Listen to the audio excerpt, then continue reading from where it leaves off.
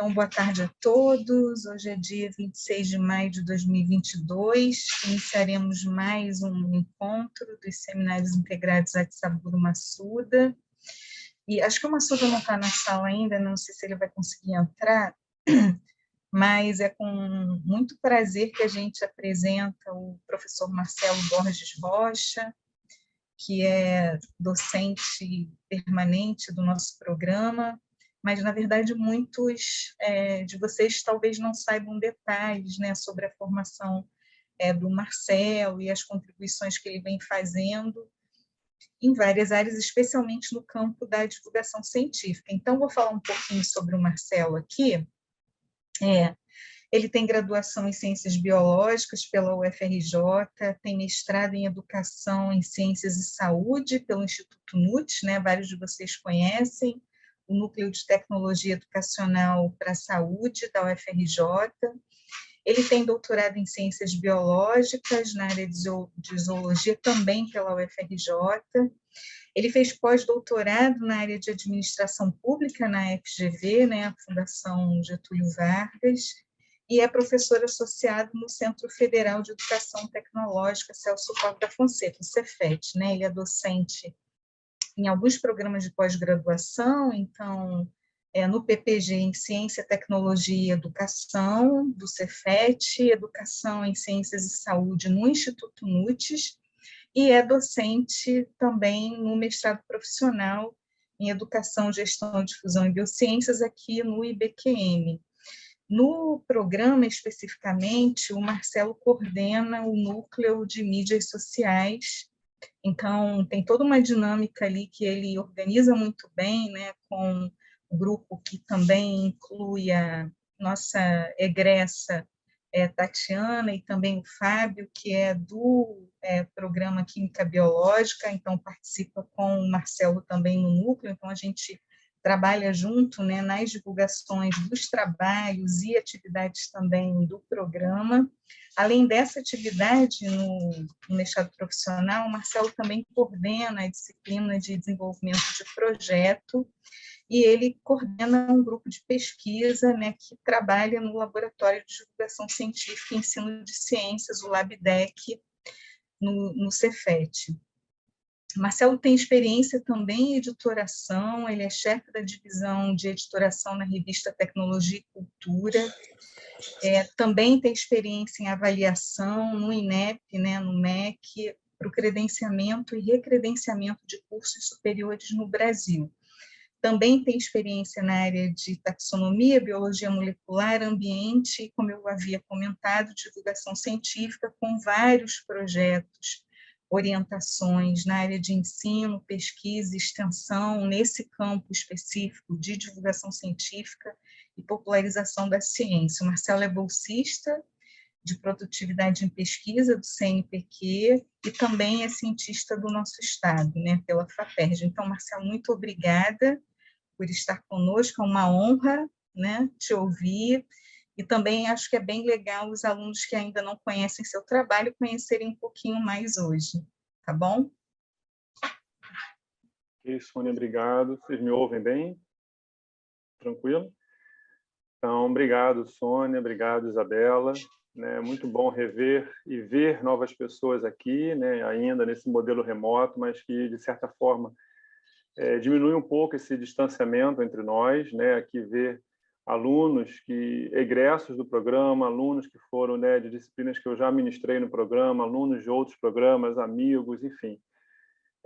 Alunos meus ainda, né, atualmente como mestrandos e doutorandos e pós-doutorandos.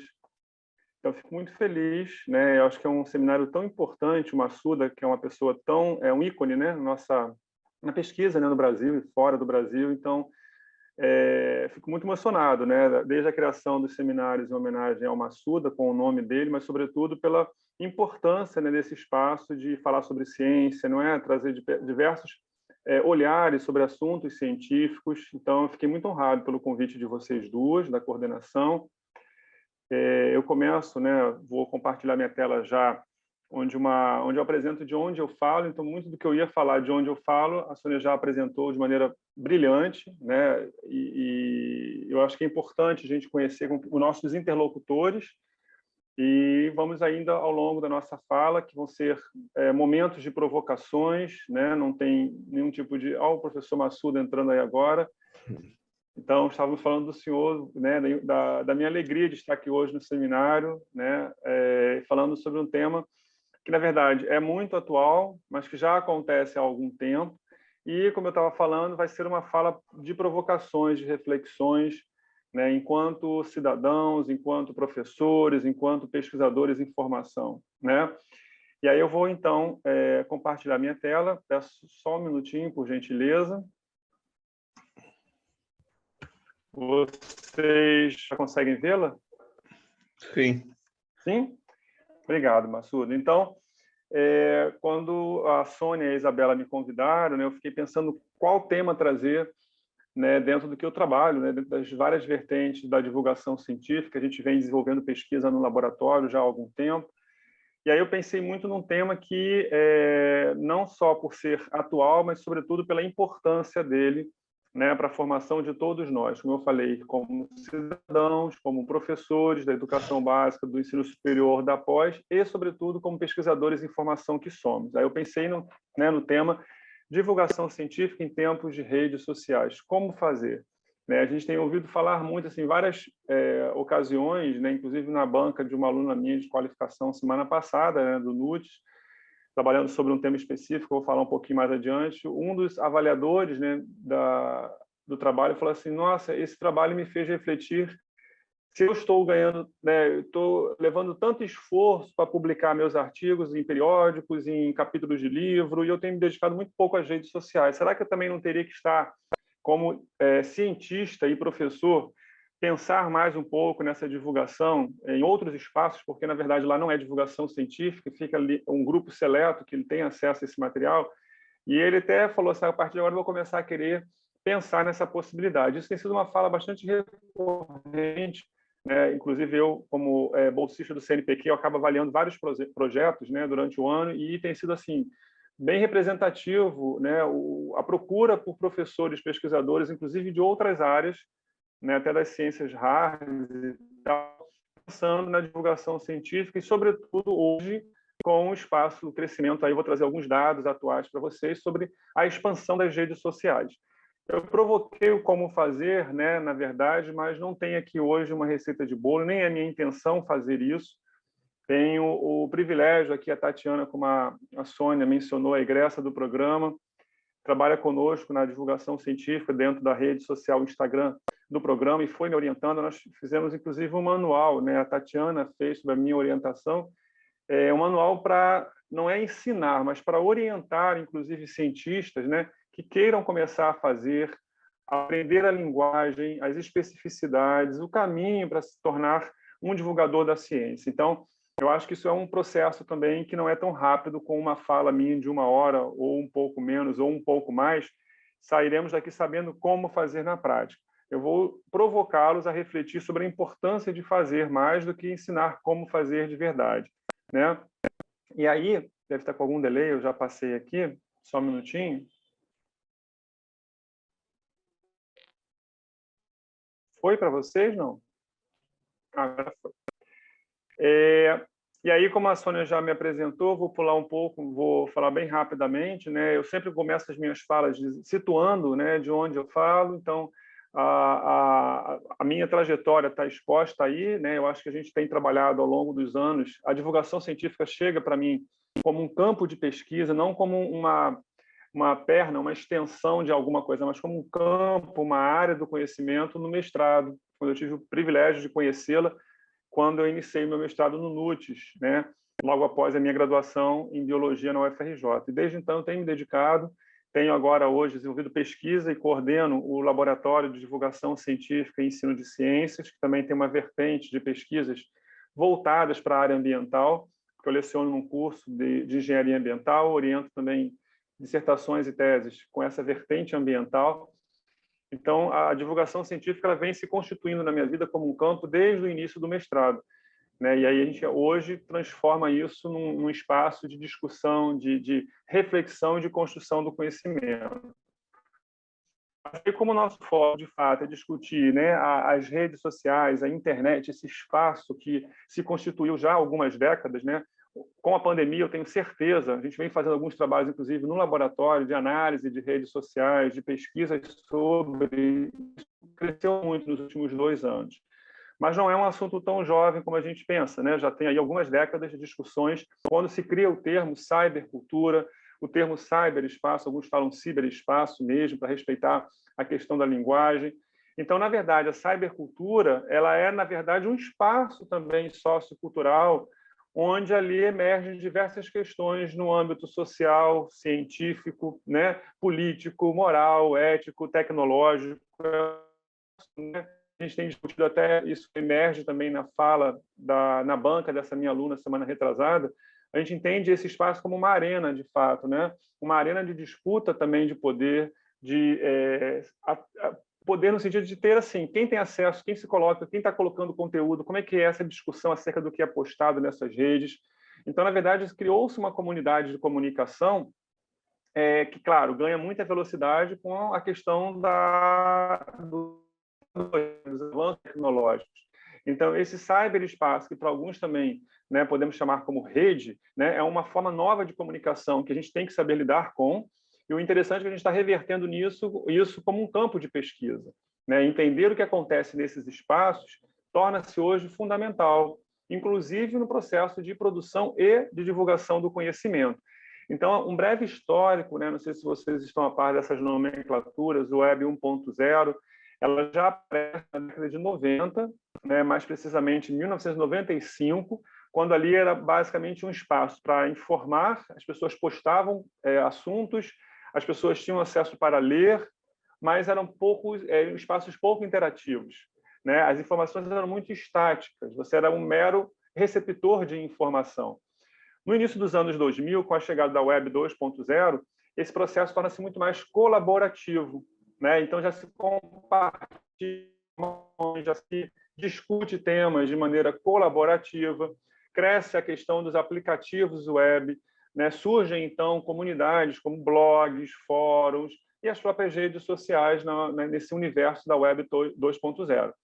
10 anos após, né, com a chegada de 2015, essa Web 2.0 passa agora para a Web 3.0, que aí já mobiliza inteligência, tudo é feito em tempo real, a inteligência artificial tem bastante participação nesse processo, criam-se os avatares, então vai se tornando cada vez mais tecnológico, moderno, interativo e atraindo cada vez mais um público interessado por esses espaços.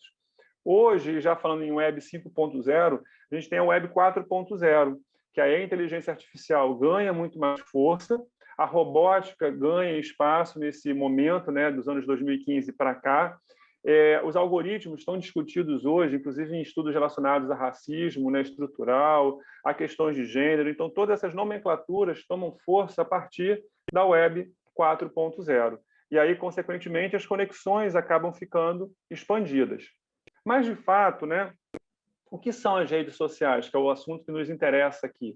É um espaço onde se discute, onde se relaciona, onde se conectam, onde há ferramentas disponíveis para que essa comunicação seja o mais efetiva possível. A tecnologia assume um papel fundamental nesses espaços e torna-se o principal meio de comunicação online hoje, né? E, obviamente, que esses espaços considerados como redes sociais a princípio foram muito pensados, né, para conexões, relacionamentos, inclusive amizade, namoro, e hoje a gente sabe que a dimensão é muito maior, assumindo-se inclusive como um espaço de divulgação científica, de produção de conhecimento. Aí eu trago aqui algumas definições de redes sociais, né, que dizem que são ferramentas para a construção de relacionamentos, a princípio muito mais eficientes, com uma amplitude muito maior, mas também como um espaço de comunicação, colaboração e a interconexão de pessoas, de instituições, né, onde as comunidades se organizam e isso dá uma maior mobilidade, aproxima muito mais essas comunidades, inclusive do público não, digamos assim, especializado em determinado conhecimento, com o público especializado, como a gente, né, vê em várias pesquisas que eu vou mostrar aos poucos aí ao longo da minha fala. Aproximou bastante os cientistas da sociedade. A gente vê isso nitidamente quando a gente discute, né, o papel do cientista, que hoje assume também esse espaço como um espaço de diálogo com a sociedade, com a população. Ele saiu um pouco daquele espaço, né? Publicação em papers, em periódicos, falar em congressos, discutir assuntos dentro do seu laboratório. E hoje, vários pesquisadores assumem esse espaço como um espaço de diálogo com a população, com outros especialistas, inclusive, mas, sobretudo, com a população que tem interesse, que quer conhecer mais sobre ciência. Então, na verdade, as redes sociais configuram-se como um espaço importante na divulgação científica, justamente para estreitar esse contato entre a academia e o público, né? Aproximando muito mais as universidades, as instituições de pesquisa com o público em geral, né? Então, a gente vai observando que, com a linha do tempo, no final dos anos 2000, a gente tem visto que, independente da faixa etária, né, do nível de escolaridade, né, da classe social, a gente está observando que cada vez mais as pessoas estão buscando essas informações, estão tendo acesso a essas redes, sejam a princípio, muitas vezes, para ter apenas um contato de amigos, relacionamentos, mas acabam transitando também por outros cenários, inclusive o da divulgação científica, que vai ganhando força, sobretudo no final dos anos lá 2015, 2016, e reforço, com a pandemia, isso tomou assim tomou um crescimento bastante considerável. Eu fui dar alguns dados mais atuais, né, sobre como tem sido então a relação da população mundial com os meios, né, com as redes sociais. E aí, quem tiver algum interesse, né, tem esse site aqui que vai se atualizando acerca da quantidade de pessoas que têm acessado as redes sociais, e de uma maneira bastante impressionante, né, o dado que foi mais atual de 2022, mais de 12 trilhões de horas as pessoas têm passado online, né? Online, sobretudo em redes sociais. Fazendo um adendo, fazendo aqui, na verdade, um parênteses aqui para a gente pensar, não estou dizendo que isso não representa um risco também. E daí eu reforço a importância dos pesquisadores na área de divulgação científica voltarem os seus olhares para entender também o que está acontecendo nessas redes sociais. Eu não posso ficar preso apenas ao quantitativo de acessos, ao quantitativo de pessoas que estão passando mais horas online, que estão acessando um blog ou acessando o Instagram. Temos que pensar também em qualidade, o que está sendo vinculado ali. Quem está falando sobre ciência nesses espaços? Então, essas são algumas inquietações que nós, pesquisadores da área, começamos a ter atenção. Que tipo de interação, de fato, se estabelece? Será que só botar lá o gostei, o like, ok, né? Isso configura-se como um espaço de diálogo? Né? Será que só passar os olhos em diversas postagens sobre ciência e não se deter, não participar da discussão, configura-se como, de fato, um espaço, né, fecundo para falar sobre ciência? Então, eu trago os números para provocar, né, e sensibilizá-los acerca da dimensão que isso tomou a nível mundial, mas, sobretudo, para a gente pensar esse espaço como um espaço de poder, como eu havia falado, onde é um espaço muito rico para divulgar ciência, mas a pergunta é como isso está sendo feito, por quem está sendo feito e como se constitui esse diálogo tão potencial que esse espaço propicia. E aí mais alguns dados mostram, né, que a quantidade de pessoas no mundo, né, que utilizam, por exemplo, os podcasts tem aumentado a cada semana, a cada mês, a cada ano. Né? Esse dado de 2021, aqui na parte inferior do slide, mostra que o Brasil, não sei se vocês conseguem visualizar bem, o primeiro país, né, é o México e o segundo país é o Brasil, né, entre pessoas de 16 a 64 anos que estão cada vez mais utilizando-se dos podcasts. Então, são alguns exemplos que eu tentei buscar para mostrar para vocês assim o potencial que a gente tem em mãos desse espaço, desse chamado cyberespaço, né, como forma também de aproximar até da natureza da ciência, entendendo um pouco melhor os mecanismos internos da ciência, né, o papel do cientista, né, a própria humanização do cientista nesse espaço torna-se bastante interessante. Mas eu acho interessante também agora, antes de prosseguir, conhecer um pouco algumas destas mídias, né? Então, a gente está falando principalmente aqui nesse primeiro momento do Instagram, que tem sua origem recente, com cerca de 12 anos de existência, e já tem um alcance a nível mundial absurdo, né? Eu mesmo sempre tive uma certa resistência a algumas redes sociais, confesso, com a pandemia e uma pressão, né? E olha que foi pressão mesmo, dos meus orientandos, que nós temos uma rede bastante movimentada, né, no nosso laboratório, e eu acabei aderindo ao Instagram no final de 2020. E é interessante o quanto de contatos novos eu estabeleci, né, acerca do mundo científico, né? Diversos alunos que hoje são meus orientandos me conheceram e começaram a ter o contato via Instagram, via LinkedIn, né? Foram convites que eu recebi diversos agora, 2020 e 2021, devido ao distanciamento, para ser palestrante, para falar sobre o tema, e foi sobre o Instagram que me descobriram, foi no LinkedIn que me descobriram. Então, eu achei interessante demais essa visibilidade também que a rede social dá para o cientista, né? E alguns dados mostram que o Instagram tem sido uma das redes sociais que mais tem crescido no mundo em número de usuários. Volto a frisar, estamos falando de números, né? Não estou falando de qualidade de informação, diálogo e interlocução que esse espaço pode oferecer, né? O Instagram acho que quase todos, se não todos, possuem um Instagram hoje, um espaço para compartilhar fotos, compartilhar vídeos, e cada vez mais existe, né? Eu aprendi muito com os meus próprios orientandos, repito, com a própria Tatiana, que foi assim, que criou esse manual, né, para como usar o Instagram e as redes sociais para falar sobre ciência. E você vai vendo cada hora é uma nomenclatura nova, é uma dica nova para você poder conseguir ter uma visão melhor da tua produção, né? Então, qual é a técnica melhor para você poder ser mais visto, ter mais curtidas ou ter mais comentários? Então, é uma coisa que está sendo assim, bastante dinâmica nos últimos anos. E aí, atualmente, né, o acesso a essa mídia, a gente tem aí diversas formas, né? A gente sabe que vídeos longos, por exemplo, não funcionam, a gente opta muito mais por vídeos curtos, textos acessíveis, pequenos, com uma quantidade limitada de caracteres, que a leitura é muito dinâmica, né? E a imagem é muito importante para atrair o nosso leitor, nosso interlocutor, né? É uma rede fácil, digamos assim, intuitiva para você conseguir gerenciar. É interessante ter uma rotina nessa rede, né? Para quem não conhece, estabelecer essa rotina, essa periodicidade, são assuntos importantes para você poder ter a sua rede, né, dinâmica, que as pessoas circulem, que as pessoas compartilhem com você. É um espaço de compartilhar muito material por exemplo, artigo que alguém publicou. Você vê que várias pessoas buscam os artigos que a gente publica hoje porque vêm nas nossas postagens no Instagram. A quantidade de pessoas que acessam o nosso site hoje do laboratório aumentou assim. Tem aqui o Pedro, que está aqui na sala, inclusive, que toma conta do nosso site. Tem semanas que tem picos de acesso ao site devido às postagens feitas no Facebook do laboratório e no Instagram do laboratório. Então, essa conexão das redes também é algo que facilita muito para o cientista, para aquele que se propõe a divulgar ciência. Além de ser, obviamente, um espaço para marketing, venda e compra de produtos. No Brasil, né, em 2021, o Instagram era a quarta rede social mais usada, com cerca de 100 milhões, né, um pouco mais de usuários.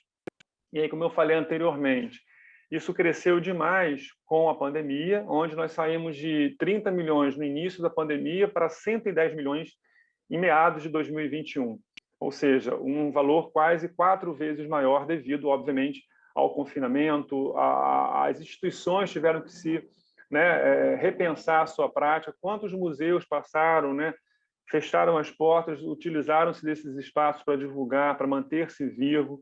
Nós temos, inclusive, desenvolvendo pesquisas no laboratório sobre esse percurso museal ao longo desse período pandêmico, com o uso das redes sociais. Então, você vai observando, né, nessa pequena linha aqui do tempo que eu fiz, na verdade, foi uma produção colaborativa do laboratório, você vai observando que saímos de 2010, 2011, com 4 milhões para, né, uma quantidade imensa de usuários no mundo, com mais de 1 bilhão de usuários em 2021. Né? E aí, obviamente, que isso deve-se também, claro, repito, à pandemia, né? Não só no Brasil, mas no cenário mundial também. E aí a gente começa a observar, como eu falei, né, o Museu Nacional. Nós vou apresentar aqui alguns estudos que nós desenvolvemos, nós temos dados, quem tiver interesse depois pode buscar no nosso site.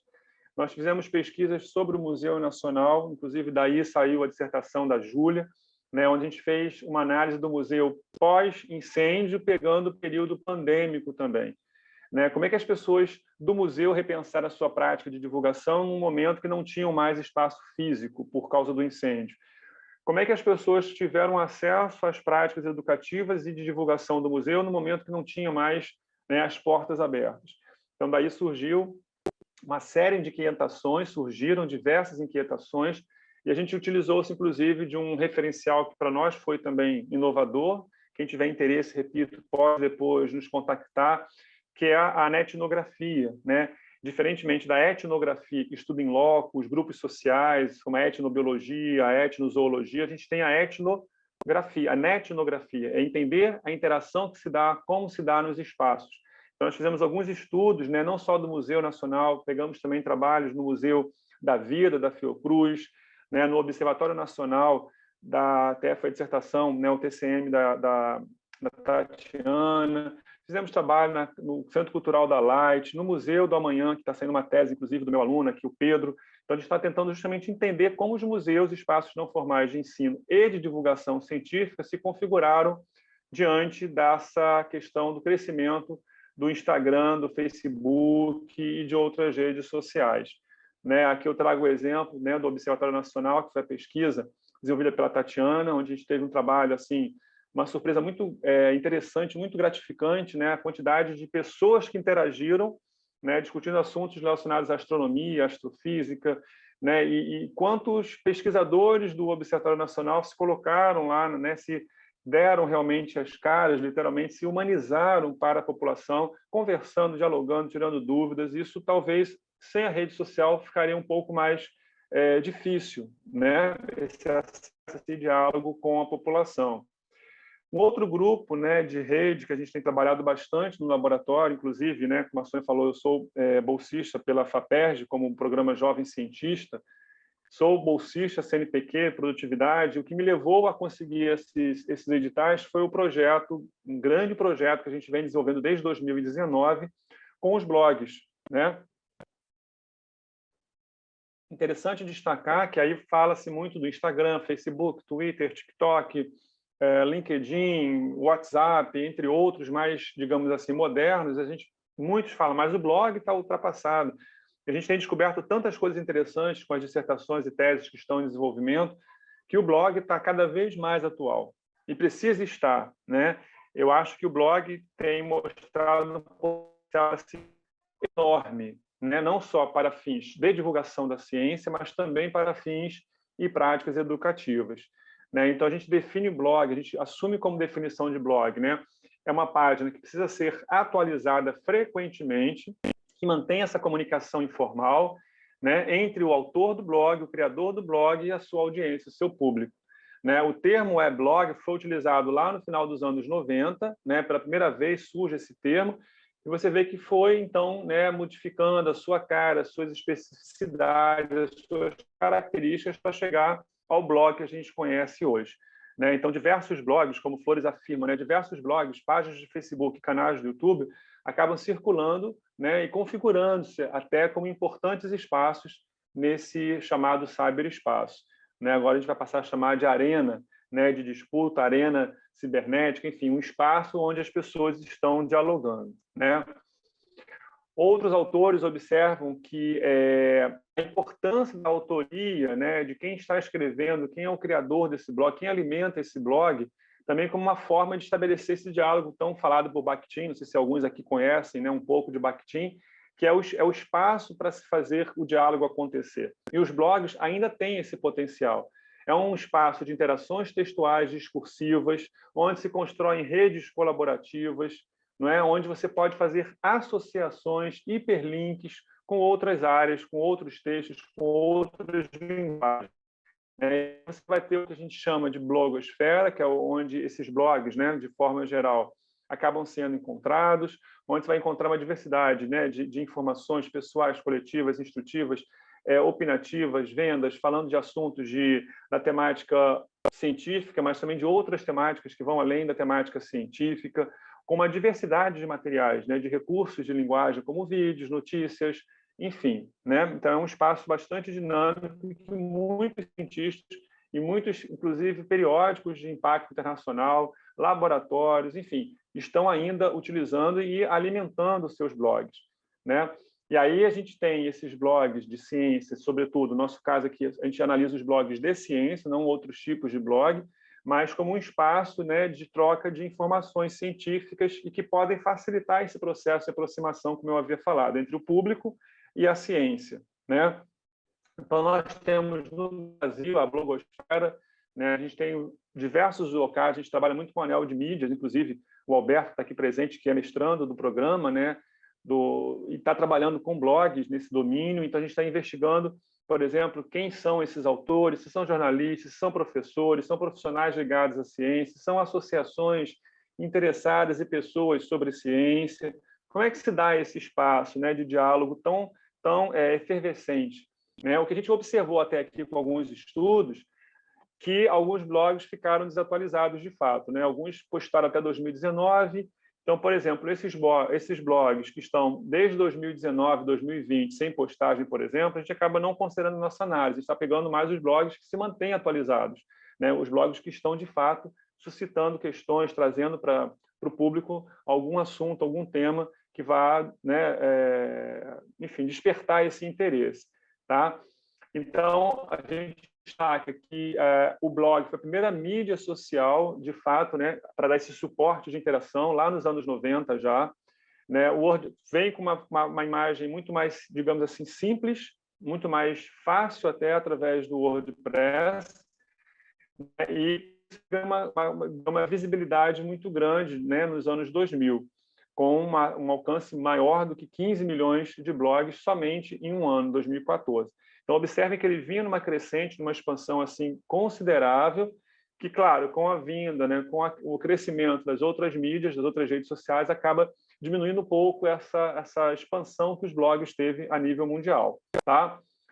E a gente tem trabalhado, então, né, em algumas pesquisas acadêmicas sobre divulgação científica e blog, como também, né, um espaço de aprendizagem, de troca de informações culturais, né, um espaço de alfabetização científica, né, que contribui para o letramento científico, que desenvolve a identidade, que pode ser utilizado para práticas educativas, como, né, espaço para desenvolver a autonomia do aluno, um espaço de diálogo público, né, de conscientização acerca de temas científicos nesses espaços. E aí, né, a gente traz um dos trabalhos que a gente vem desenvolvendo, a gente tem um grupo, né, com algumas dissertações que eu estou orientando e teses, dos 3 programas em que eu atuo, os 3 estão envolvidos com esse projeto, também se baseando num referencial metodológico da etnografia e, sobretudo, utilizando, como eu já havia falado anteriormente, o ANES, o de mídias científicas da USP, que é um dos maiores, né, onde hospeda uma quantidade bastante grande de blogs. E, inclusive, eu acho interessante que a gente tem visto, é um dado que a gente já tem, né? Inclusive está sendo avaliado esse artigo, espero que seja aceito, vai ser publicado muito em breve, que um indicativo bastante interessante, né, que o grupo descobriu, a gente discutiu, já vai virar um segundo trabalho, é a recorrência de mestrados profissionais que estão produzindo blogs como produto final, né, dos seus trabalhos de conclusão do mestrado. E a gente tem percebido que esses blogs têm algumas funcionalidades, e boa parte deles, né, voltam-se para a questão da divulgação científica, uma outra parte deles volta-se para fins mais educativos, não é? Para o uso em sala, para aproximar professores e alunos, mas também há alguns, né, identificamos alguns trabalhos que foram, de fato, com viés da divulgação científica. E hoje existem várias ferramentas mais simples que você possa, até no âmbito gratuito, para você poder utilizá-las para criar o seu blog. Né? E a gente percebeu ainda que tem uma grande interação nesses espaços. Né? A gente está alimentando muito essa ideia de o blog ter um potencial bastante grande ainda. Tá? Uma outra rede que todo mundo, né, conhece, a gente está cansado de baixar vídeo, de, enfim, procurar para diferentes finalidades, mas, sobretudo, o nosso caso aqui hoje é destacar o potencial para compartilhar, para falar sobre ciência, que é o YouTube, é uma forma colaborativa para postagem e visualizações de vídeos ainda hoje, né? É um meio de comunicação muito eficiente, a gente sabe disso, a gente tem dados que comprovam isso, né? O quanto uma postagem, né, sobre um tema científico que você produziu, talvez, no seu laboratório, a gente vivenciou isso com as nossas produções, tem um alcance assim e que isso reverbera para nossas outras redes sociais.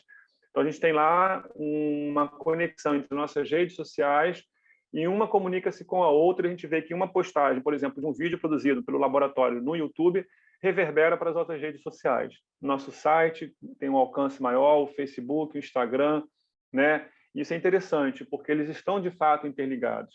E lá no YouTube, né, a prioridade ali, de fato, é a postagem de vídeos, e sempre reforço, né, uma dica para quem quer começar e quem tem interesse, vídeos curtos, porque já se sabe que vídeos mais longos, não é, acabam tendo menos visualizações, menos interações, mas, sobretudo, acaba não atingindo o objetivo, que é provocar essa reflexão, essa conversa com a população, né? Então, a gente foi fazendo um histórico também do YouTube, né? O seu lançamento data de 17 anos, ou seja, ainda é bastante jovem, foi em 2005, né? E o grande reconhecimento do YouTube foi a partir de 2006, quando o Google adquire o YouTube.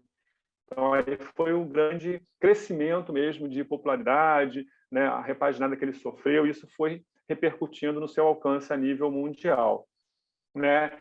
Então, para quem, obviamente, não conhece a fundo, né, ele permite que os usuários, a gente pode passar a ser, né, usuário, seguir, acompanhar determinado assunto que nos interessa, você acaba recebendo as notificações, né, de tudo que está sendo postado, e você vai, obviamente, concordar com essas indicações para você poder acompanhar as postagens.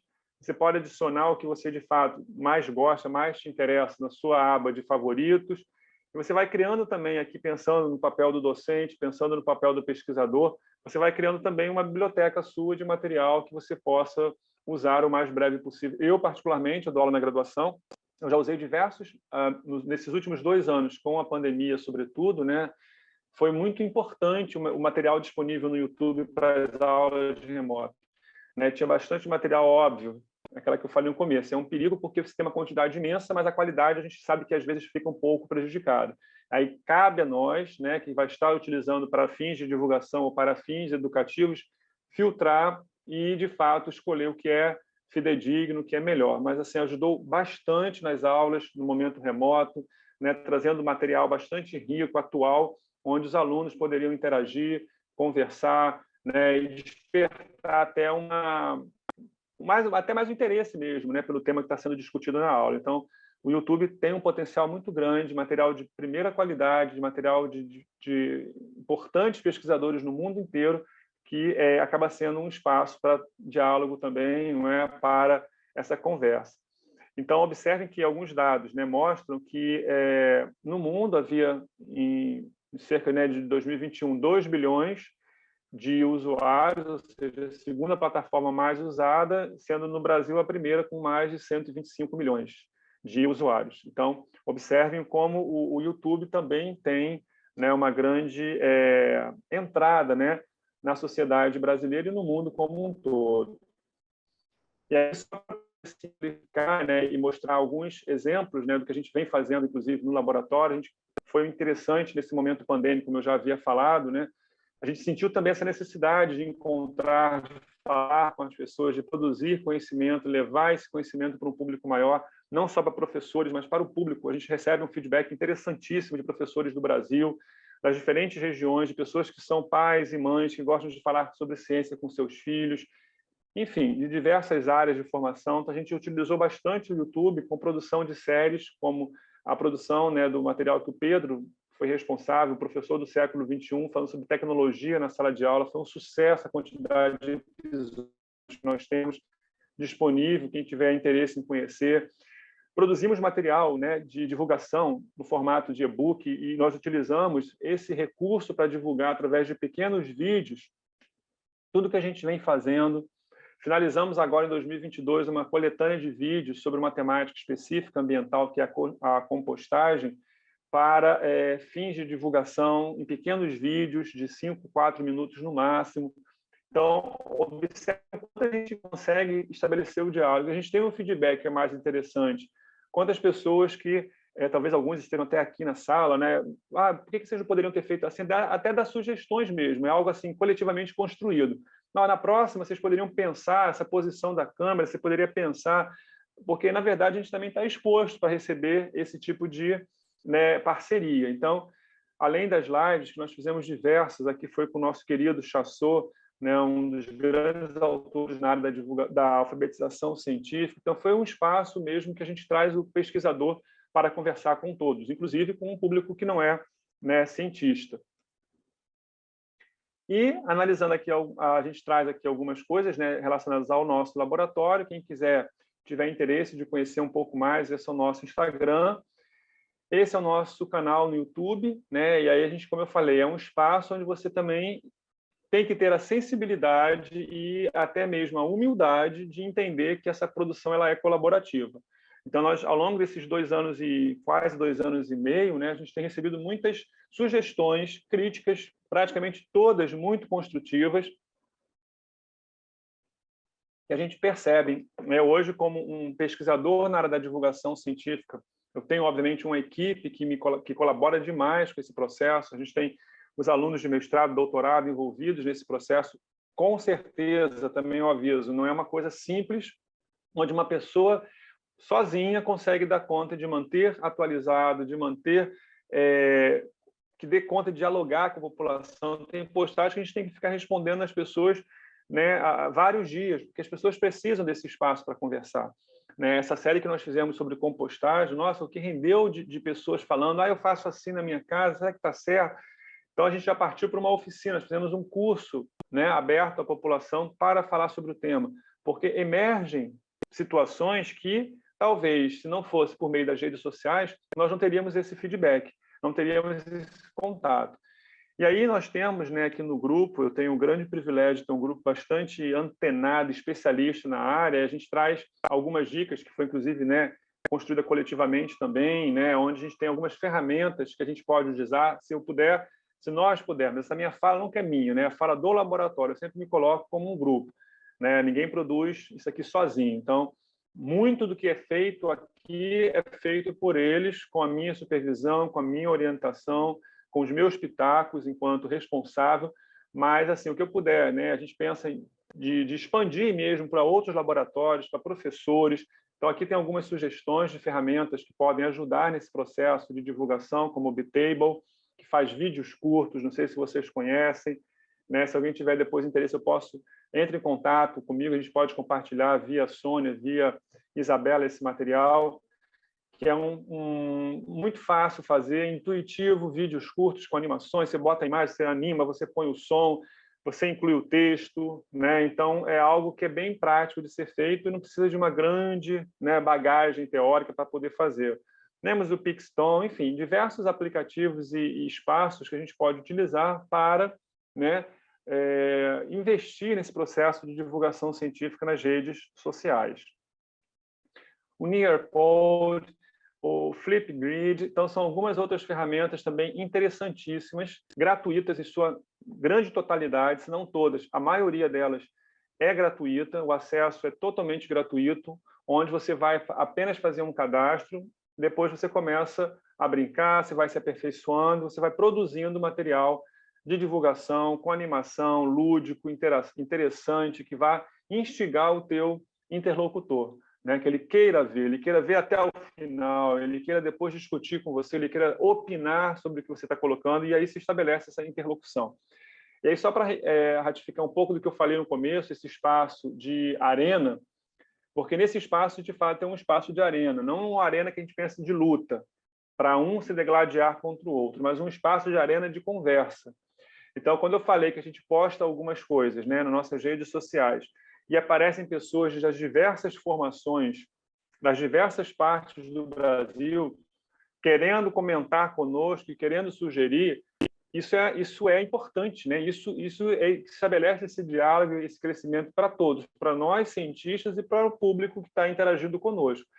Então, a gente acaba absorvendo bastante essas opiniões, essas percepções, para contribuir para o nosso próprio processo de produção de material de divulgação nas redes sociais. Então, se eu pudesse dar uma dica para quem tem interesse em começar ou em expandir isso pelo seu laboratório ou como professor, é também ter um pouco de humildade, entendendo que esse espaço é um espaço colaborativo. Porque se você cria uma rede pensando que você vai jogar o material e tem que ser o que você quer, da forma que você quer, e é a forma correta, talvez você não atinja o objetivo, que é estabelecer um diálogo muito mais até do que divulgar apenas o que você faz. Né? Então, a gente tem, por exemplo, na nossa programação do Instagram semanal, a gente tem um momento que compartilha sugestões para visitas virtuais ou visitas presenciais a espaços museais, tanto fora do Brasil quanto no Brasil. A gente tem um momento que compartilha formas de fazer experimentos simples sobre assuntos ligados à física, química, biologia, as diversas áreas do conhecimento. A gente compartilha artigos científicos que nós publicamos e que outros autores publicam, indicações de obras. Então, estamos expostos a qualquer tipo de interação. Respondo a vocês, se houver essa pergunta, assim, 99,9% das vezes são interações muito positivas, muito construtivas, que nos fazem, de fato, repensar nossa prática enquanto divulgadores em redes sociais. Né? A Tatiana, ela tem uma grande experiência nessa área que está aqui, né, do programa, egressa do programa, e a gente está sempre ligado nesse tipo de percepção. Temos, né, os nossos trabalhos que a gente já publicou, pesquisou sobre o tema, sinalizam isso também. Né? O público está realmente querendo cada vez mais falar, conversar sobre o assunto. Né? São quase 50 minutos de fala, eu vou, então, passar algumas referências apenas.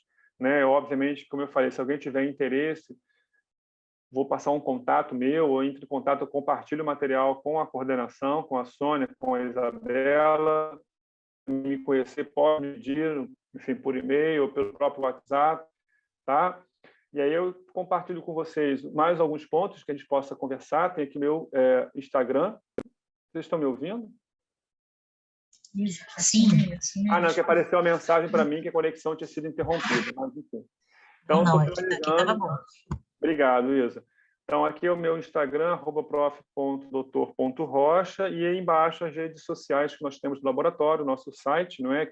Que é a nossa nave-mãe, onde a gente concentra e dali direciona para as outras redes sociais, como o Facebook, o YouTube e o Instagram. Então, a gente teve um grande privilégio de, além de dar conta de todas as demandas, né, de pesquisa, fora as redes sociais, hoje eu repito para vocês, nesses 2 anos e meio de pandemia, que não acabou ainda, infelizmente, esse foi um campo que se configurou bastante fecundo para nós do LabDeg e para outros tantos pesquisadores da área, e que está chegando fortemente também no contexto da educação básica. Como, né, eu já relatei, a gente viu nessa pesquisa de revisão sistemática da literatura que diversos desses trabalhos ou foram produzidos para divulgar ciência por pesquisadores, né, muitos deles de bancada, dos grandes laboratórios que não tinham muita, digamos assim, dinâmica com as redes sociais, mas se apropriaram delas para isso, como por professores que estavam cursando mestrado profissional, que levaram essa prática para a sala de aula e relataram, assim, resultados bastante expressivos. Então, eu acho que a gente está ainda, claro, enquanto LabDeg, enquanto pesquisadores, de modo geral, eu represento uma categoria aqui também, né? Eu participo de muitos eventos na área de divulgação, a gente está aprendendo muito, porque é um universo, embora não tão jovem, mas ainda nesse âmbito da divulgação bastante recente. Né? Pensando que hoje você vai ter museus unicamente divulgando material por redes sociais, e aí vem uma série de perguntas para finalizar a minha fala, e agora pensar também o quanto efetivo tem sido esse diálogo, né? O quanto tem sido importante essas conversas, o quanto isso tem contribuído para divulgar ciência, para a formação científica, para a alfabetização científica / letramento científico, né, dessas pessoas, desses alunos, desses usuários. Porque uma coisa é você quantificar, teve muitas curtidas, outra coisa é você entender na prática o quão isso contribuiu para a formação cidadã, formação para a educação científica desses indivíduos, que eu acho que é uma vertente que a gente vem aí mergulhando com muita garra para tentar entender melhor. Então, fica o convite para quem tiver interesse em conhecer um pouco mais, em pensar em pesquisas futuras. Eu acho que é um campo que, para todos nós aí, para quem está começando, né, é um campo bastante fecundo, e para quem já está há algum tempo na estrada. Tá? Então, minha fala encerra por aqui. Eu não quis falar mais do que 50 minutos, porque como o vídeo curto ele rende e uma fala longa também cansa, então eu acho que a gente pode abrir um espaço para o diálogo aí, porque 50 minutos, eu acho que já está de bom tamanho, tá bom? E mais uma vez queria agradecer a Isabela, agradecer a Sônia, a todos os professores do programa e estudantes, enfim, ao Instituto de Bioquímica por esse convite. E ao nosso, né, que nomeia o nosso seminário, professor Massuda, pela sua presença também aqui. Obrigado. Obrigada, Marcelo. Parabéns, obrigado pelo seminário. Eu acho que o tema, né, que o seu laboratório trabalha é um tema, obviamente, muito atual, né, extremamente estratégico, assim, eu fiquei aqui olhando porque eu sou essa pessoa, né, eu sou uma pessoa, assim, eu tenho um laboratório, eu entrei no Instagram há relativamente pouco tempo, porque eu tenho alguma resistência também, né, mas eu fico tentando entender o que está acontecendo ali, né, é muita informação, como falar, quem ouvir, é tudo muito complexo. Aí eu vou começar fazendo uma pergunta e depois vou abrir para os palestrantes. Eu vou fazer a minha pergunta, na verdade, porque eu estou bastante curiosa. Você, assim, mencionou vários projetos, né, do seu laboratório, né? Estou vendo aqui, eu entrei rapidinho aqui no Instagram do LabDeck, achei bacana, né? Um monte de conteúdo, as coisas super bonitas, interessantes. Mas eu fiquei assim, meio que na saudade, assim, você foi falando, eu falei, agora ele vai falar. Aí, acabou que você não falou.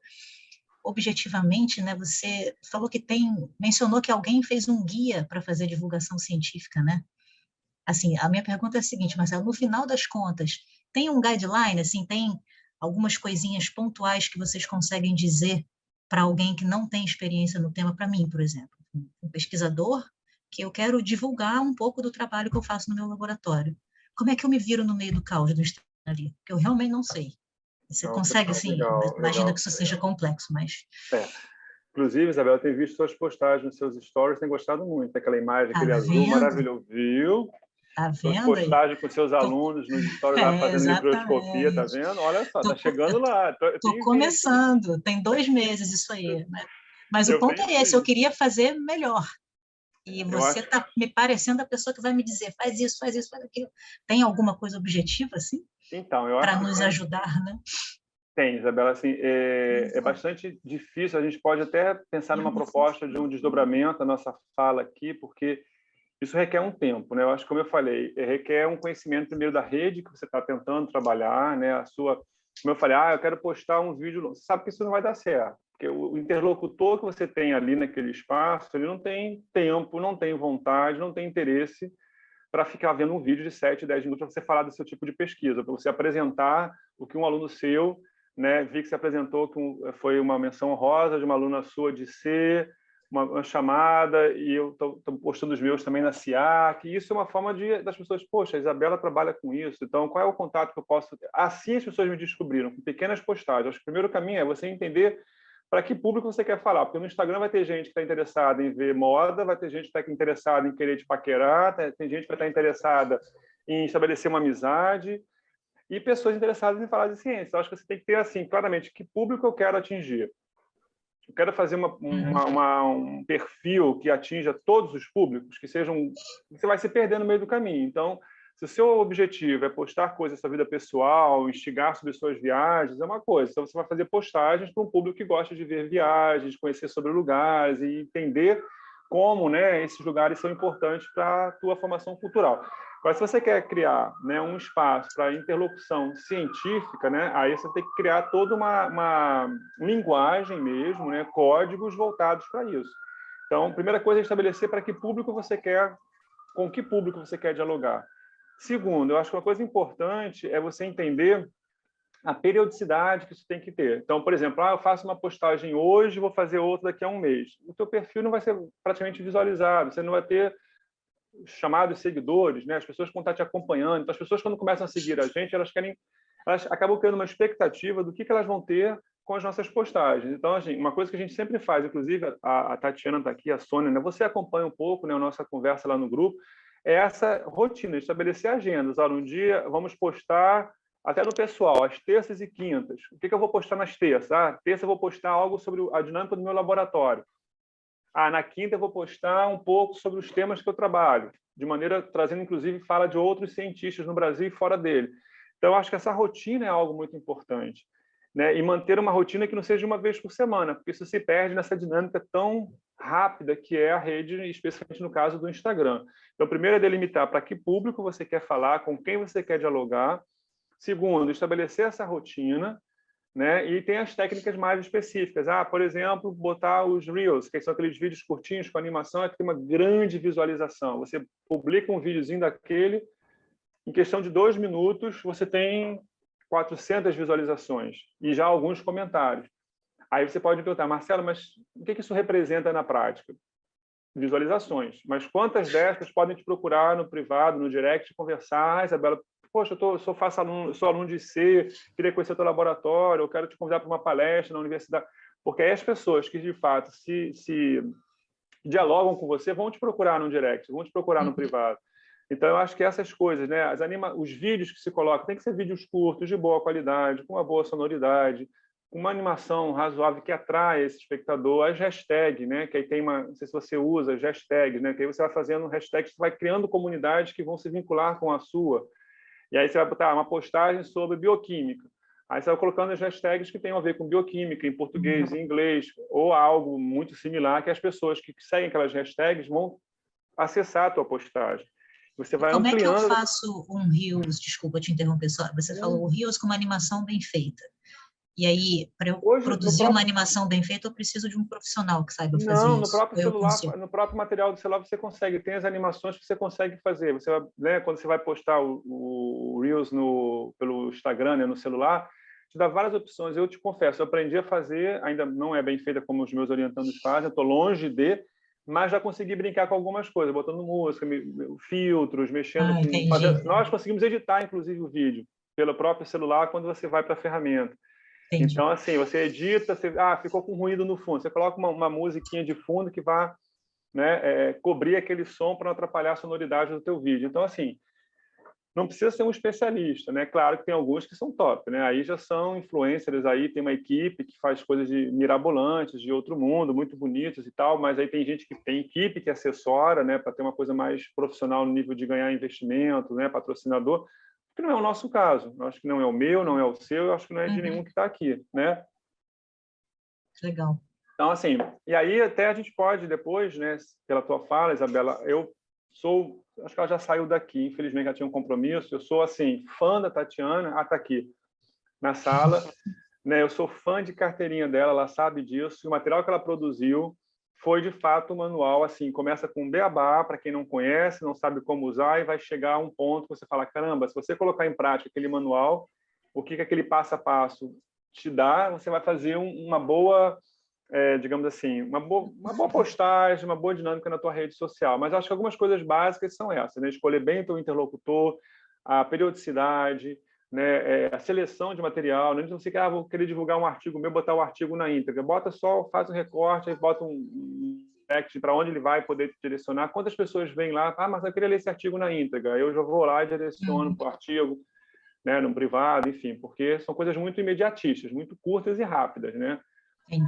Textos muito longos, acaba a pessoa se perdendo, passa direto.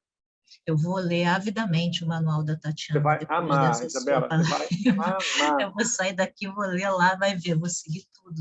Até porque a pessoa é da área da comunicação, sabe muito mais do que nós dois juntos, né? Enfim. Ela sabe o que ela está falando, né? Com muita propriedade. Botou até uma carinha ali com um coraçãozinho. Estou vendo ali. Obrigada, Tatiana. Eu vou abrir aqui para mais perguntas, Marcelo. Acho que o Massuda quer falar. Eu estou vendo ele se mexer na câmera ali. Você quer fazer uma pergunta, Massuda? Não, mas eu queria ouvir as pessoas primeiro. Alguém tem alguma pergunta, pessoal? Comentários? Estão perguntando aqui no chat como acessar o manual da Tatiana. Imagino que esteja no Insta de vocês, né? O manual da Tatiana nós não liberamos no Insta ainda, que ela participa para poder ver a questão da divulgação junto ao programa que a Tatiana defendeu muito recentemente, né? A gente pode pensar depois até... notícia que amanhã já vai estar no Educados, pode falar. A Sônia está me falando... Eu vi alguma coisa, eu vi um anjinho falando atrás de você aí, Isabela. A Sônia me deu aqui no meu ouvido que amanhã já vai estar no Educaps. Ó, viu? Então, nós quisemos... Olha, eu vi uma vozinha, um anjinho falando, a vida aqui eu só escutei o Educaps. Então, nós quisemos, até acho que uma questão, né, ética e tal, a gente, como a Tatiana defendeu muito recentemente, né, a gente vai esperar o programa, né, disponibilizando o Educaps, e aí a gente vai fazer uma divulgação para que as pessoas possam acessá-lo na plataforma.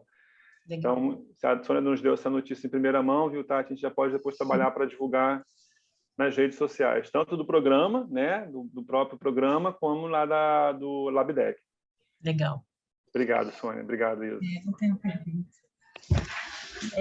Marcelo, primeiro, parabéns aí. Na verdade, eu coloquei um comentário, mas acabou, por alguma razão, eu só consegui mandar mensagem direta aqui para a conta do Zoom do programa. Não sei o que houve. Para mim não aparece também. Pois é, mas parabéns, muito obrigada por permitir que a gente conheça um pouquinho mais, né, do seu trabalho. Esse detalhamento realmente é bem legal. E várias redes aí também, Marcelo, que eu nunca tinha ouvido falar. Achei fantástico. Troquei algumas ideias aqui com a Isabela enquanto você estava falando. Eu tenho um interesse, na verdade, curiosidade, né, de saber um pouco, olhando para essa parte da etnografia, especificamente, porque, na verdade, eu acho que essa área está avançando enquanto os pesquisadores também vão descobrindo os desafios e as possibilidades que ela oferece, num ambiente em que, metodologicamente, você tem que também construir junto uma forma de coletar esses dados, pelo menos de forma harmoniosa com a proposta, né, do que seria a etnografia.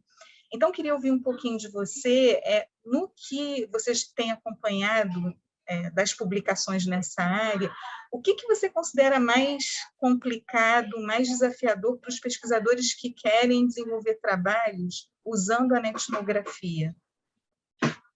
Primeiro, Sônia, eu acho, como você falou, acho que não é uma área muito recente, mas que tem crescido e as pessoas estão se apropriando de maneira muito equivocada até, né? Então, acho que o primeiro grande desafio para quem vai, de fato, trabalhar com a etnografia é entender o que é a etnografia. Não é você fazer apenas uma análise estatística, quantitativa, do número de curtidas, isso aí você não precisa usar a etnografia. Pois é. Mas a primeira, eu acho que o próprio pesquisador tem que estar fazendo parte da comunidade, não é você querer olhar de fora, senão não é etnografia.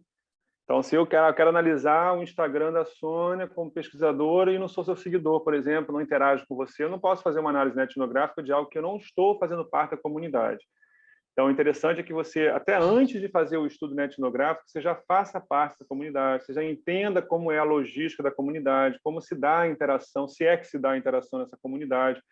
Então, os grandes desafios são esses. Primeiro, acho que é você se apropriar do campo, né, da área de conhecimento, desse novo material, digamos assim, de metodologia, né, referencial teórico metodológico, mas, sobretudo, é você fazer parte da comunidade, porque a gente tem visto vários trabalhos dizendo que fizeram etnografia, que, na verdade, foram lá, coletaram dados de alguma rede social, por exemplo, e aí começou a analisar. Lá as pessoas postam isso, as pessoas discutem, houve interação com aquele vídeo mágico, Mas isso não é etnografia, isso não precisa você ter um aporte teórico-metodológico para poder fazer essa análise. Uhum. Eu acho que, então, esse é um grande desafio ainda que a gente vê na etnografia, que as pessoas se apropriem, que, né, realmente mergulhem de cabeça na comunidade que você quer estudar. Porque ela vai além de curtidas, vai além de like, dislike, ela vai muito mais do que isso. Ela vai para entender a dinâmica das interações e, sobretudo, quem está falando, de que lugar social ele fala. Uhum. Né? Porque você tem que Sim. entender quem está falando para entender o contexto social dele, para entender o porquê daquela fala e como os seus interlocutores interpretam e interagem com aquela fala. Então, não é um trabalho fácil, a gente está lendo isso já, né? Mais uma vez vou citar a Tati, a gente está aqui há 2 anos trabalhando e cada dia que a gente pega esse debruço, a gente está tendo aí novos desafios. Uhum. Então, a gente às vezes associa, inclusive, com outras análises, como análise de discurso, para tentar dar conta, né, uma análise crítica do discurso para conseguir dar conta. Então, não é algo que você pega, quantifica, fiz a etnografia. Não, é muito mais do que isso. Uhum. Não sei se eu te respondi, Sônia. Não, respondeu sim, Marcelo. Obrigada. Obrigado a você. Acho que ao longo do tempo também essa metodologia ela vai sendo melhor delineada pelos próprios pesquisadores, né? Por esses desafios que vão acontecendo ao longo do caminho, porque tem o tempo de exposição que você precisa ter, tem uma coisa em relação à fidedignidade dos dados que, como você está dizendo, se não for de fato um acompanhamento regular e participativo ali, de certa maneira, né? Participativo que eu digo, no sentido de acompanhar com envolvimento que está acontecendo, né? Então, isso que você falou de um lugar tão distanciado a ponto da pessoa não, de fato, conseguir dá confiabilidade aos resultados que são apresentados, isso é bastante preocupante, porque não sei como é que as revistas estão vendo isso, mas é que o termo, né, etnografia, ele atrai muito, né? Só que, de fato, ele precisa vir acompanhado, né, de uma série de pistas que nos indiquem que aqueles resultados, de fato, eles são confiáveis, porque estão balizados numa condução de pesquisa que foi adequada com a proposta da metodologia. Só que a própria metodologia, me corrija se eu cometer alguma impropriedade, eu acho que ela está ganhando amadurecimento ao longo do tempo, né? Ela não está totalmente delineada ainda, me parece. É porque tem um autor que a gente usa como referência a Cosinete, só que tem o grande problema desse processo de apropriação é que são as distorções. Você vê hoje vários autores falando em nome do Cosinete, trazendo informações que não foram as que ele traz. Sim. E aí você vai ficando como se fosse aquele telefone sem fio, né? Vai ficando com algumas informações truncadas ao longo do percurso, aí você vê como as pessoas falam de maneira muito como um jargão hoje. Análise de conteúdo, você usa Bardam, mas você não está fazendo análise de conteúdo, né? Você está fazendo qualquer outra análise. Você usa análise de discurso, você não está fazendo a mesma coisa, está fazendo uma análise etnográfica, você não está fazendo análise etnográfica. Então, o interessante é que haja essa leitura mesmo, né? E esse mergulho com o referencial. De preferência, o Cosinete, que é o primário, digamos assim, é o mais que traz essa discussão para a academia. Obrigada, Marcelo. Obrigado a você, acho que a Vera está querendo falar. Ah, sim. Olá, quanto tempo, bom revê-lo. Saudade, tudo bom? Também. Sônia, eu estava com o mesmo problema, eu não consegui interagir com o chat, porque para mim só aparece mensagem direta. Isa, eu acho que não está para todo mundo aqui. Eu acho que eu não consegui interagir por ali, então eu vou perguntar, Marcelo. Então, agora acho que vai para todo mundo. Agora vai, então depois eu mando para todos. Aproveitar que já está aqui. Mandei e não apareceu aí, foi direto para o programa. Marcelo, a gente falou muito de Instagram, né? E aí eu acho uma coisa bem acelerada, né? As informações estão chegando muito rápidas. E assim, são duas perguntas. A primeira, Tatiana, deixa eu aproveitar. Tati, sou sua fã, filha. Tu é minha ídola nessas paradas, pelo amor de Deus. Mas, Marcelo, periodicidade. Você falou mais ou menos de 2 vezes por semana em termos de blog, ou você falou de Instagram? Não, Instagram. Tá. Aí isso pode variar, entendeu, Vera? A gente falou em 2, assim, geralmente uma postagem semanal já não funciona tanto. No mínimo 2, e respeitando um horário. Também tem a questão, até que a Isabela perguntou, uma coisa que agora me veio à cabeça, que eu aprendi muito com eles também, tá? E que eu falo, essa aqui é minha fala, é uma fala coletiva, né? O Marcelo está falando, Marcelo com várias vozes aqui por volta, que é a questão tem até o horário que você vai postar, um horário que vai ter mais visualizações, vai ter um alcance maior, então você tem que, inclusive, ver, né, um horário melhor para postar. Para postar no final de semana em determinados horários, você vai ter um alcance menor. Um horário de meio-dia, um horário, então tem que ver, inclusive, o horário da postagem, que isso vai se traduzir em alcance, em visualizações, em possíveis interações, entendeu, Vera? Entendi.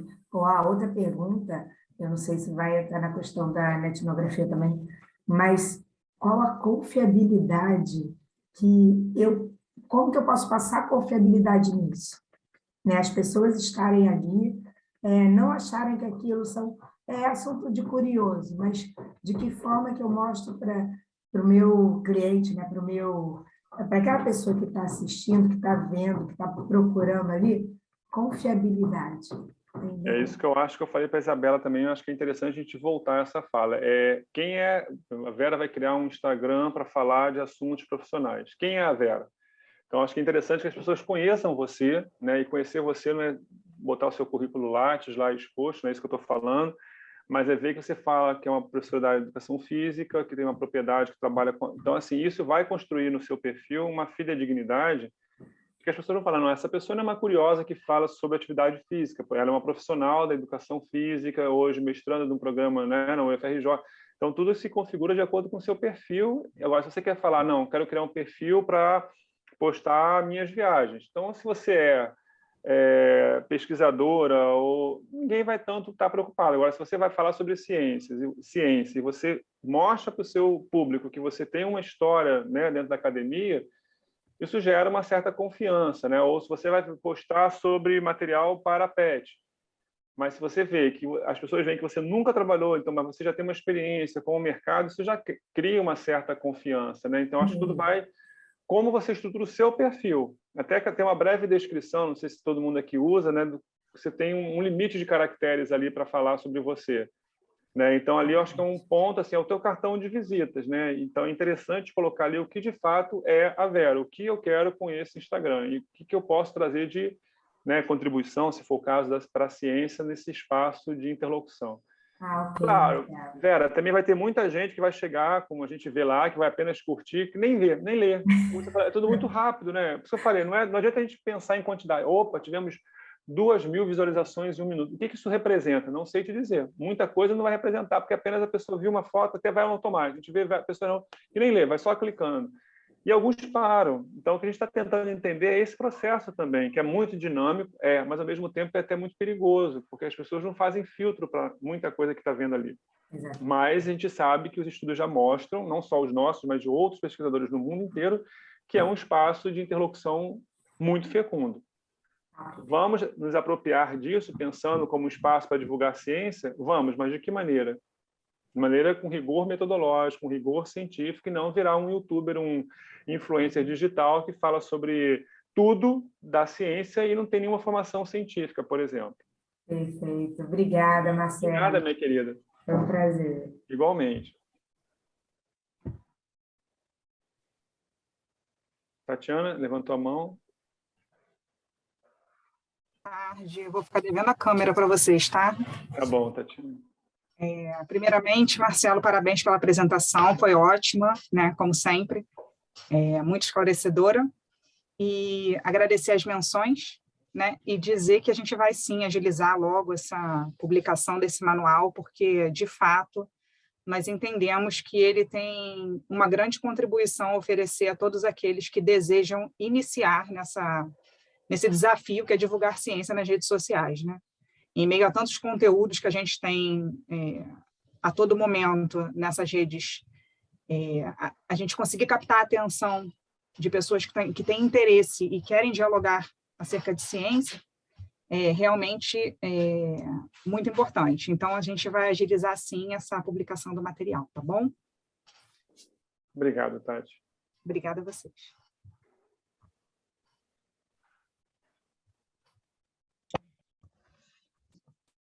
Mais alguma pergunta, gente? Bom, eu tenho. Vai lá, Massuda. Marcelo, muito obrigado aí pela apresentação. Nossa Senhora, você não sabe quanto eu estou empolgado com isso tudo que você falou, por várias razões. Aí você vai entender, eu vou fazer algum comentário um pouquinho longo, mas para entender, e depois eu queria focar um pouquinho mais nas coisas mais práticas. A primeira coisa que eu gostei foi que você trouxe Bakhtin. Eu falei, caramba, como é que um Bakhtin, que é um pesquisador russo lá do começo do século passado, ainda está influenciando a gente a esse ponto, né? E eu fiquei super feliz por conta disso, porque ele foi uma das pessoas que me ajudou a organizar um pouco a minha cabeça, que eu vim da área da ciência da natureza, e quando eu comecei a entrar nessa área mais social, de educação, etc., eu comecei a não entender, fiquei voando. Não conseguia entender nada do que as pessoas diziam no começo. E o Bakhtin foi uma das pessoas que me ajudou claramente a entender melhor essa área social. Então, que ele trabalhou muito. E não só na área social, mas ele também me ajudou, com os pensamentos dele, a entender qual é a grande diferença entre a forma de pensar de um cientista como eu, que vim da área das ciências naturais, e com cientistas da área social. São bem diferentes, mas quem deu a grande dica foi o Bakhtin, né? É por isso que eu fiquei super feliz que você trouxe e me impressionou a atualidade dele ainda. E vou dizer mais ainda, por que ele é tão atual. Eu recentemente comecei a ler um livro, não terminei ainda, Eu tive que interromper para ler outro livro, que tinha mais prioridade, mas sobre o neurocientista, acho que é Lieberman o nome dele, que ele relata a grande diferença dos humanos em relação aos outros animais, e que está baseado, do ponto de vista biológico, no aparecimento da neocórtex, né? E o que faz essa neocórtex? Que diferencia os humanos inclusive dos primatas não humanos? É a sua capacidade de se relacionar com o restante. Então, nós estamos falando em um ser social, que é o que nós, como cientistas sociais, estudamos o comportamento do ser social, né? Não é isso que a gente faz? Então, isso tem uma base biológica, aparentemente, né? Está ficando claro isso com essas técnicas modernas, de que as pessoas podem, só usando um capacetinho, manda pensar, conversa com as pessoas, e as áreas vão acendendo aqui e ali dentro do cérebro da gente e começa a mapear, né? Então, essa área está muito associada à nossa capacidade e necessidade. Na realidade, ele fala o seguinte: necessidade de se relacionar com as pessoas, né? Então, isso é uma coisa assim que vem. Aí entra Bakhtin, diálogo, né? Sociedade. Então, essa interação e quando você mostra todo esse esquema que você mostrou, o que nós estamos falando? Da nossa necessidade de nos mantermos conectados o tempo todo. Então, veja, isso parece uma característica nossa mesmo, né? Nós precisamos estar conectados, só que com uma velocidade nunca vista antes. Antigamente, a gente ficava lá na tribuzinho, levava não sei quanto tempo para uma informação chegar, tal. Depois as cidades aumentam, a velocidade vai aumentando, e agora estamos no 4G, que é uma violência. E você fala, a pessoa precisa de pelo menos 2 vezes por semana, senão não interessa mais. Olha só que coisa absurda. Antigamente, levava séculos para uma informação passar. Né? Então, tudo isso para dizer assim, são coisas que eu fiquei empolgado porque fecham com tudo que eu tenho visto ultimamente, né? E fechou lindamente com a sua fala. Aí eu queria perguntar o seguinte, assim, eu vejo, de um lado, eu vejo uma possibilidade enorme, mas, por outro lado, existem também os riscos, né? Você mesmo já falou um pouco sobre isso. E uma delas é essa nossa vontade de ficar conectados, como eu acabei de mencionar, né? Então, por outro lado, você mesmo mencionou que, se nós quisermos trabalhar, nós temos que trabalhar com tempo curto, pouca informação, e isso significa, para a área da ciência, um risco enorme de você ter que simplificar coisas e as pessoas entenderem coisas completamente diferentes em função da simplificação. Como é que você vê essa? Eu tenho que fazer um vídeo curtinho, senão as pessoas não aceitam. Agora, num vídeo curtinho, eu não consigo, eventualmente, passar um conceito mais complexo que talvez seja necessário. Como se virar numa hora dessa? Massuda, só para retomar aqui, acho que a questão do Bakhtin, ele até fala da questão do discurso como uma arena, né, de luta simbólica, né, entre as pessoas se colocam, né, uma disputa de poder, e o discurso era de fato uma arena. Então a gente começa a perceber que talvez esse termo cyberespaço se identifique melhor como essa arena de luta simbólica, né, onde você vai ver diversos papéis sociais, diversos atores sociais dialogando ali, obviamente travando essa batalha simbolicamente. Então, hoje você vai ver vários estudos que discutem a divulgação científica em redes sociais, especificamente, não todo o campo, né, trazendo Bakhtin, porque isso vai aflorando com a complexidade que essas redes tomaram como espaço para divulgar ciência. Como eu falei, no começo ninguém pensou em divulgar ciência nas redes sociais, lá quando foi o cerne da criação, era mais um espaço para compartilhar, né, questões muito mais até pessoais do que profissionais, e hoje tomou essa dimensão que a gente tem. Então, uma coisa que eu acho interessante, mas para todos nós que trabalhamos com divulgação, é esse desafio de falar de maneira fidedigna sobre um tema científico para um público não especializado, de maneira a não incorrer em erro ou em pequenos deslizes, digamos assim. Isso também se amplifica quando fala-se rede social, porque a característica de uma rede social, do dinamismo que ela tem, da rapidez com que a velocidade com que a informação passa, se torna mais perigoso ainda. Então, quando a gente, por exemplo, eu trabalhei isso com meus alunos de iniciação científica, quando fomos produzir esses vídeos sobre compostagem, a parte química, física, biológica, então emanamos ali diversos conceitos biológicos, e era um exercício difícil. Chegou um vídeo com 12 minutos, já foi difícil sintetizar. Eu falei, gente, temos que reduzir. Então, esse exercício de idas e vindas, de cortes e recortes, de fato, tem que ser feito com muito cuidado, para você não correr no risco de simplificar e passar informações erradas, mas, ao mesmo tempo, levar tudo e as pessoas não terem o interesse se você não atingir o seu objetivo, que é falar sobre ciência para aquele público.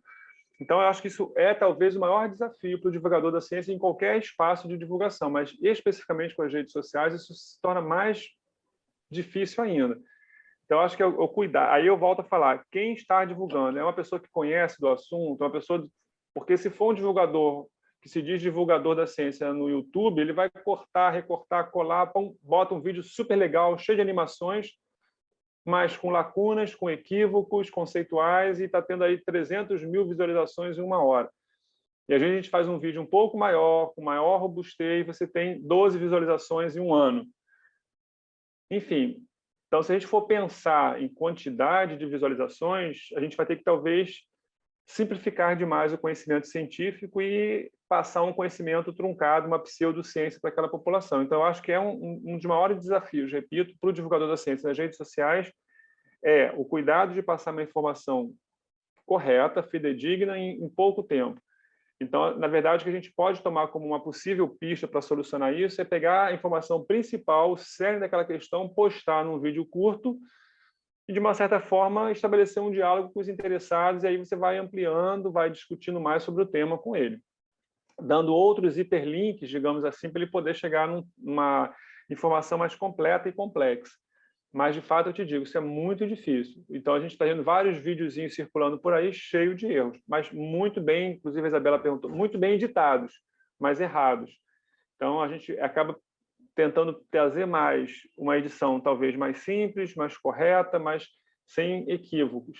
Então, acho que a gente dá uma pitadinha, uma provocação no teu interlocutor e depois vai estabelecendo um diálogo mais profícuo com eles. Porque é muito difícil, é um dos maiores desafios para a gente conseguir falar em poucas palavras que você teria que falar em 1 hora num vídeo de uma palestra de 40 minutos, 50 minutos. Mas acho que é construir esse diálogo. Às vezes, num vídeo de 1 minuto, você começa, vai galgando ali, vai estabelecendo uma conversa, vai introduzindo outros conceitos e você vai conseguindo suavizar essa densidade que o conteúdo científico tem. A gente sabe que é muito denso e muito complexo. Então, talvez diluir em diferentes momentos diferentes, em diferentes vídeos, a gente faz essa questão da coletânea, dá muito certo. Você faz uma série de vídeos para falar de um assunto, porque falar tudo num vídeo só, fragmentar talvez dê certo. Você vai criando, né, expectativas. As pessoas já perguntavam pelos nossos vídeos sobre tecnologia para a educação, então fragmentava em pequenos vídeos. Isso a gente tem na equipe, né, pessoas que sabem que estão aqui, que isso deu muito certo. Talvez seja um caminho, não sei se é o melhor caminho, mas é uma possibilidade de caminho. Uhum. Sim, uma outra característica é essa questão da interação, né, com as pessoas que acessam. Isso significa, deixa eu entender direito isso. Isso significa que você, quando você posta alguma coisa, você tem que estar a postos com muita frequência para interagir com essas pessoas. Como é que isso funciona? Porque isso, em função da resposta, eu tenho uma outra pergunta em seguida, né? Quer dizer, quem posta tem que estar o tempo todo ligado também na coisa. Como é que funciona isso na prática? Tem que estar, porque é aquilo que eu falei, um diálogo ele tem que começar, e a gente começa instigando, né? Os interlocutores vêm e colocam-se à disposição de conversar. Se a gente some daquela postagem, volta daqui a 4, 5 dias, provavelmente vai ter um ruído de comunicação aí. Então, Por isso que eu falei, não é uma coisa simples de você fazer a gestão, muitas vezes sozinho, né? Eu tenho um grande aporte lá do laboratório, tenho uma equipe, mas que muitas vezes você sozinho não dá conta, porque a pessoa começa a conversar com você, você vai conversando. Então, se você posta e some da postagem, volta daqui a uma semana, provavelmente muitas coisas ficaram para trás e você não estabeleceu aquele diálogo desejado. Então, é interessante, sim, Marcelo, que você consiga postou e comece a conversar com seus interlocutores, estabelecer esse diálogo. Né? Por isso que eu te falei, quando eu posto no meu pessoal, eu posto um artigo que foi publicado de um tema, saiu agora um sobre etnobiologia. No meu direct, que é a parte privada, que muitas vezes as pessoas não vão no espaço público, tem essa questão. Elas colocam uma conversa com um espaço mais individualizado com você. Ah, eu queria ler esse artigo na íntegra, eu estou fazendo algo parecido, eu fiz uma comunidade. Aí começa a conversa ali. Se você não responde aquela pessoa, a conversa é como se fosse nós dois aqui. Você me perguntou, eu vou dar as costas e vou voltar daqui a uma hora. Você não vai estar mais aqui, talvez. Então, muitas das pessoas não vão para o coletivo, no público, né? Procuram no seu direct, que é no seu privado, e pedem mais informações, conversam. Hoje, por exemplo, eu estou orientando um novo aluno que entrou há um mês no laboratório no mestrado, do Espírito Santo, que veio morar, inclusive, no Rio, porque passou no mestrado, que começou a conversar comigo por causa de um trabalho que eu publiquei no ano passado. E essa conversa rendeu agora. A seleção que ele fez, ele passou, agora é bolsista, veio morar no Rio e faz o mestrado. Então, muitas coisas acontecem nesse nível, no privado. Ah, entendi. Bom, então, essa era então, a outra pergunta, quer dizer, qual, então, a possibilidade que a gente tem de fazer esse tipo de divulgação e de comunicação ao nível institucional? Por exemplo, assim, vamos supor, nós estamos aqui no mestrado profissional. Poderia-se tentar fazer alguma coisa ao nível institucional que funcionasse? Como é que isso tem caminho para isso ou não? Então, Marcelo, o grupo que a gente criou, que a Sônia, né, está na coordenação comigo, tem a Grazi, né, que a gente está aí com a Tatiana, o Fábio, né, que é egresso, agora faz doutorado na Química Biológica.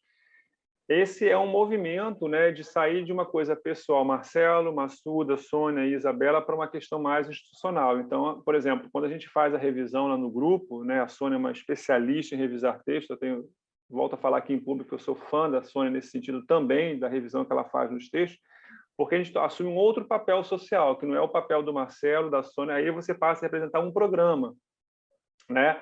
E a gente tem as postagens semanais, são duas, né, que a Tatiana traz os textos, a Sônia revisa, a gente revisa, muito mais a Sônia até do que eu. Então, muitos cuidados, olha, cuidado até com essa sigla, porque isso está levando o nome da instituição, olha, cuidado as fontes que a gente está utilizando, olha a imagem, se ela é de domínio público, porque, na verdade, você passa não só a falar por você, mas você fala por uma instituição, por um programa. Bom, nós temos o nosso, né, a gente está até convidando aqui quem estiver interessado, que não conhece ainda nosso Instagram do programa, né, e que, assim, tem tido bastante coisa interessante circulando, né? Coisas atuais da UFRJ, do mundo, do Brasil. Então, inclusive, os próprios seminários são divulgados lá, produtos dos materiais dos egressos são divulgados lá. Então, acho que aí configura-se com um rigor ainda maior. Mas eu penso assim, porque se eu cometo um equívoco, eu respondo por esse equívoco. Eu, Marcelo, pessoa física. Mas se eu estou representando uma página, né, de uma instituição, aí a gente tem que ter muito mais cuidado até com o que vai postar e como vai postar. Mas você pode fazer uma pesquisa, a gente já vê hoje uma quantidade imensa de programas, né, de laboratórios e de instituições mesmo, como o próprio Observatório Nacional, que a Tatiana fez o mestrado sobre essa instituição, que tem um perfil e que publica suas produções, as suas atividades, e os próprios pesquisadores do Observatório Nacional, ou do Museu da Vida, ou do Museu da Manhã, que a gente também está pesquisando muito agora, respondem pelas postagens. Óbvio, deve ter uma equipe, não é, que gerencia aquilo e que contacta os pesquisadores, faz uma pauta, tem que ter uma pauta, né? Tem que ter um texto correto, informações fidedignas e tudo mais, mas existem várias iniciativas. A gente tem do nosso programa, tem o NUTS, por exemplo, também tem, diversos outros programas, né, da UFRJ e de outras instituições possuem. O Cefet tem uma página no Instagram, a UFRJ tem uma página no Instagram, e aí com milhares de seguidores, muito mais do que nós, que somos pessoas físicas, né? Talvez tenhamos bem menos, mas que circulam informações institucionais, que é o interessante é isso. Agora, para isso eu queria saber internamente o que muda, quer dizer.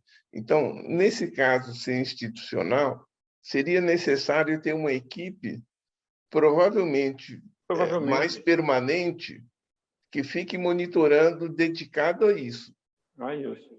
Para que não caia nessa questão de ficar obsoleto, defasado. Então, deve ter uma equipe, né?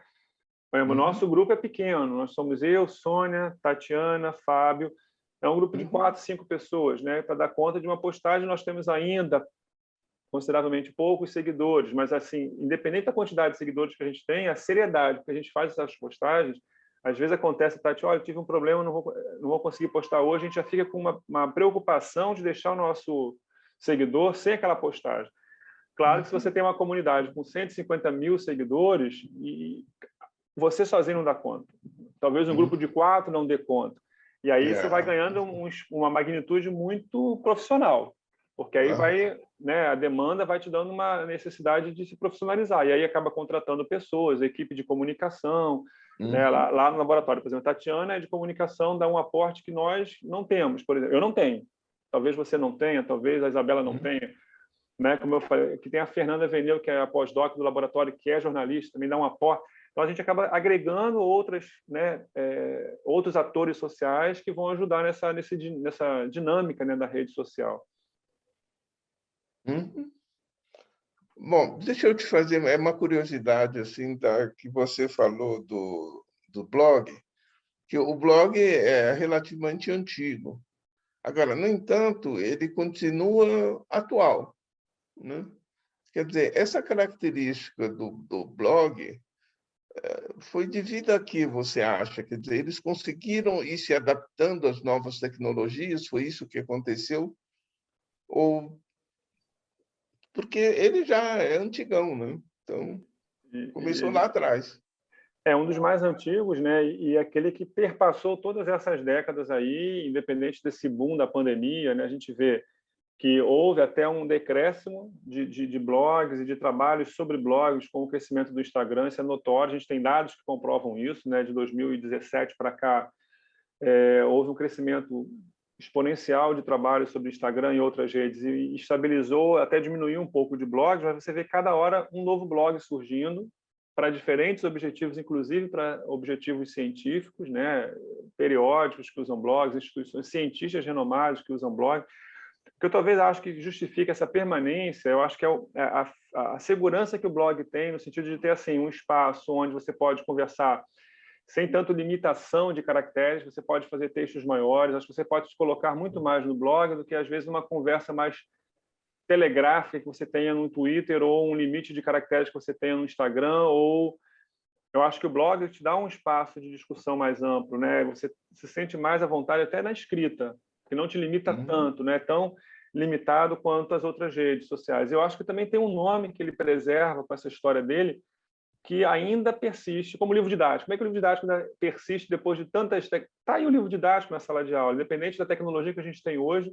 Eu acho que é algo similar, né, de maneira comparativa, né, grosseiramente. O blog também persiste, porque ele tem um aparato que está se modernizando cada vez mais. Começou naquele modelo do WordPress, hoje você tem blogs muito mais elaborados, muito mais interativos, mas você vai consultar o anel de mídias, né, da USP, você vai ver uma infinidade de blogs, claro, muitos que foram desatualizados, ou seja, desde 2019 que não postam nada.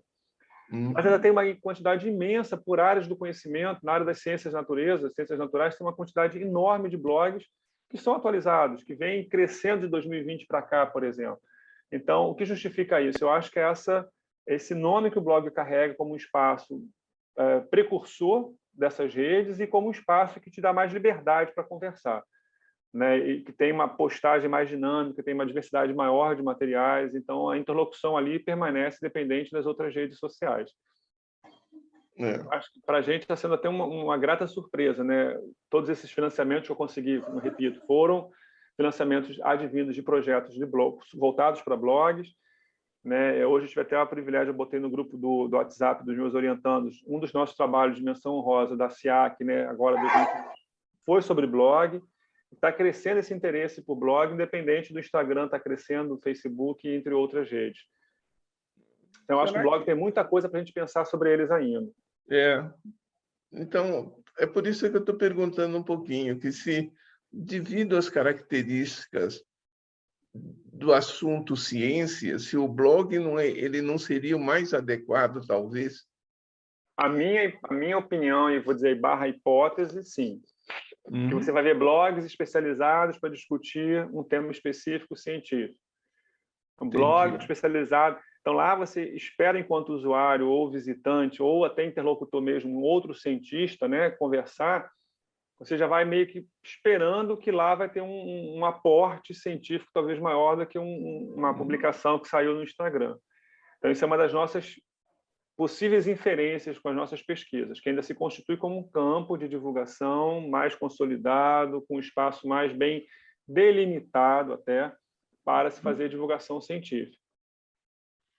Agora, eu não sei se o blog, ele não, por outro lado, ele não restringiria a procura de cientistas para cientistas, por exemplo, ou algo assim.